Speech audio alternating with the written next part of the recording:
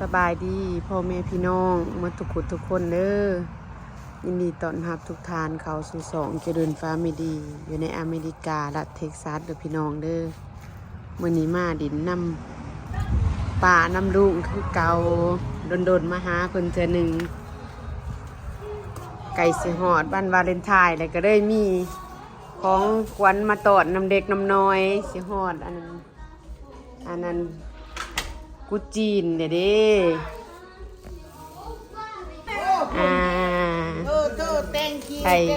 ไก่กระต้มมัดใหญ่มาตอนแสบๆนะฮันนะเขาเฮ็ดแสบก็เลยคือเห็นป่ากับลูกเราซื้อมาทางบริษัทเขาอันนี้เป็นแสบแบบของคนเวียดได้เนาะป่าเนาะบริษัทได้เขาเป็นบริษัทเขาเฮ็ดอันนี้โอ้บริษัทเขาต้มลองกินของร้านมึงเด้อว่าเป็นจังไดวันนี้พามาเลาะเบิ่งสวนหลังบ้านเราช่วงนี้อากาศดีขึ้นแน่แล้ว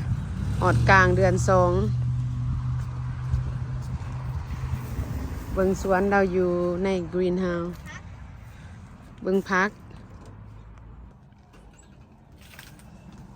มะกอกเราลุน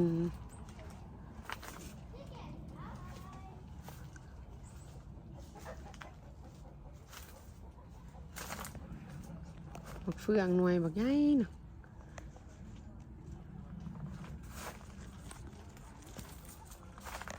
ยามหนาวกับเป็นหยังเพราะว่าเราใส่ฮิตดาวเมนแนวนี้แล้วตัง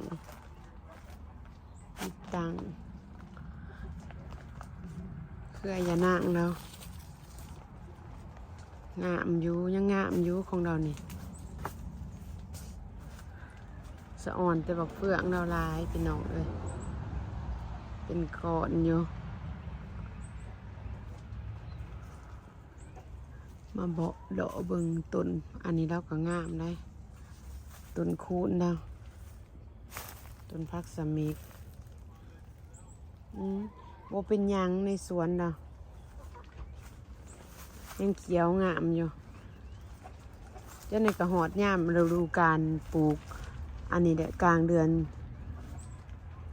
3กระปลูกได้แล้วเอาออกไปนี่ก็สิได้กินไว้อยู่แล้วของเราเนี่ยต้นมะคุงแล้วก็ต้นเอา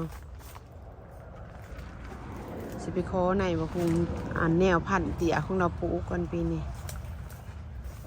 แล้วตัดออกมันกระปุงขึ้นมายามเอาเขามาไหวในข่อยมาเบิ่งอันนั้นได้ป่ะข่อยมาเบิ่งสวนจ้ะนี่แต่แถวตัวเดินมากอกจะโดนได้นี่กุนอยู่ศูนย์โอ้ไหนกูปิดดูตัดหันลงโอ้นี่เป็นผัวอยู่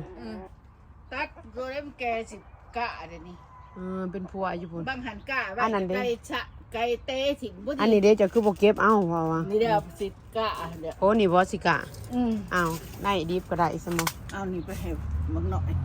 ใส่ในบะคุงตีอะเด้ได้บะคุงขอยานขอยลืมมันบ่เตอะดอกเอาแม่นซะบ่เห็นบ่หั่นดิ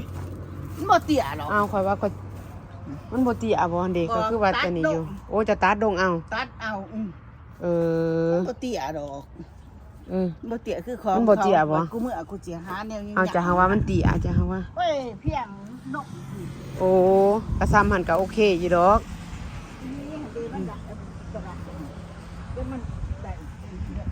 เบิดเดี๋ยวว่าสนั่นย่างอยู่ไปสาวพอสิไปกะเอาของว่าแนวเตี้ยกระซำเพียงนั่นก็โอเคดีกว่ามันสูงหลายเดี๋ยวคันมันสูงเนี่ยถ้าตัดโลกซ้ำนั่นโอเคอยู่ดอกคันว่าเพียงเพียงหยังพูนถ้าจะเดินไปเบิ่งไกลพูนจะหน่อยพอสิไปอันนั้นไปบอกเพิ่นก่อนไปเลาะเบิ่งสวนหลังบ้านเราอีกก้อนพี่น้องเอ้ยมายามใดก็มาเลาะเบิ่งปุ่นไก่เราพาผีพาน้องมาเลาะเบิ่งหัวเบิ่งสวนคือเก่าดนมาเท่านึงมียังดุอันนี้เป็นต้นอันนั้นเราขนาดว่าหนาวบ่หนาวได้หันต้นหมอหน่อยยังบ่เป็นหยังสามารถปลูกไปนอกได้แต่ว่าหมอหน่อยสนิทนี่มันใบเกี่ยงนะพี่น้อง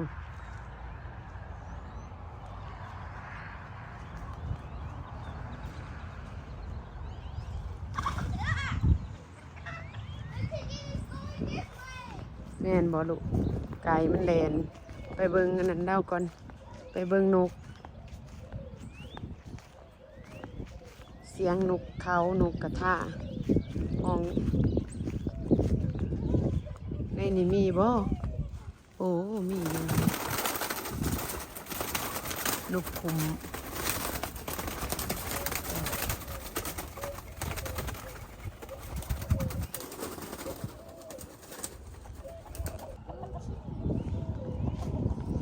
แล้วมันนกอยู่นี่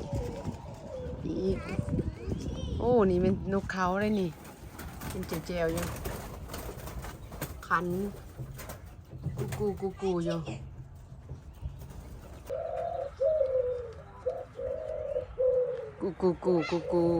ู่ดาเดียงแนวดาเด็กดาน้อยนกขุมนกเขา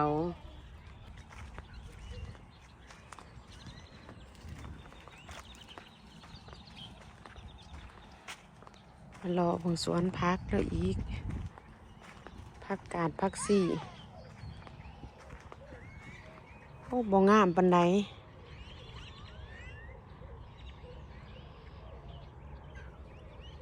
ผักหอมบัวผักเทียมดาวเฮ็ดเป็นนานไว้เป็นแนวไรโจเดินฮะพ่อแล้วบ่จิเกนมันก็แลนนี้แหล้วพุ่นอยู่พุ่นอันเด้อแม่เขามาไหนก่อนเด้อฮะ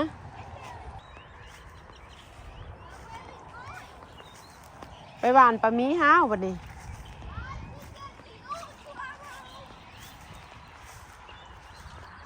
ดอกสวนได้กับเขามาในเดือนดาวบ่มีหยังได้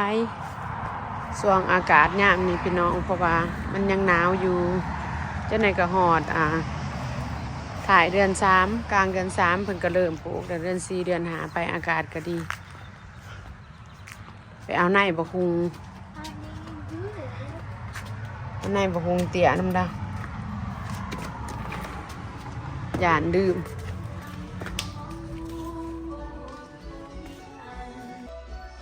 ต้นอันนี้เราบอกง่ายหนึ่งต้นดอกอันนั้นดอกส่วนส้มดอกเศรษฐีก็ยังงามอยู่ของน่ะเอาในบะคุงนี่ เอานี่ไข่นี่ เบิดบ่มีขายมันบ่อันเนี้ยตอนร้านในบะคุงเตี่ยเอามาจากใส่ปะ มาแต่บ้านผู้เดียว บ้านเฮา บ้านเขาเพียงอยู่นะเขาอีกก่อนเพียง นี่บ่ เออ โอ้ขอบใจปะ มันบ่เกิดที่บ่กูบ่ได้เห็นเด็ก เจ้ากะบ่เกิดขอยสิเอาเมื่อนี่ขอยสิมา ไปกะ เกิดเอาเมื่ออัน มีแต่อีหมีมันกะได้ กะโลดมือแรกนี่บัดเมื่อนี่ไข่ไก่เราสดๆสิกะหลายๆคันมันอันนี้โอ้เราสิเฮ็ดไข่ดุ มันได้เขา เบิดได้บ่ซะ โอ้ยไก่บ่กูบ่ขาดูกูฟ้าเนี่ยกูเฮ็ดยากกูมึงได้ปื้อกูบุญ เด็บมืองามบ่งามเบิ่ง เด็ เด็ บบ มื มื อ องามๆหั่นโอนบ่ธรรมดา เฮ็ด4-50 ล้านพุด บุญ มาคั่วไก่ มาคั่วไก่กูอยากทุกคนยงจกน้ำมันเปียงไปเปียงหัว ไปมันบ่คั่วอะไรมันบ่บัดนี้ บ่ไอ้ซุปนั่นมันใหญ่กูจะคั่วซุปนี่ป้าเอาไข่มัน ปลาเอาไข่แล้วก็เดียวบัดนี้สิเอาฟักเอาแนวมันบัดนี้เอาแนวไก่แล้วก็สิเลี้ยงไก่น้อยอยู่ใส่ เอาในคอกที่ว่าเขาค้ำไปเบิ่งตี50 โอ้อยู่ในหันใด 50 ไก่น้อยบ่ โอ้มันใหญ่เด้อบ่เดี๋ยวนี้โอ้ข่อยบ่เห็นนะหั่น เดือนเลยดิ เอ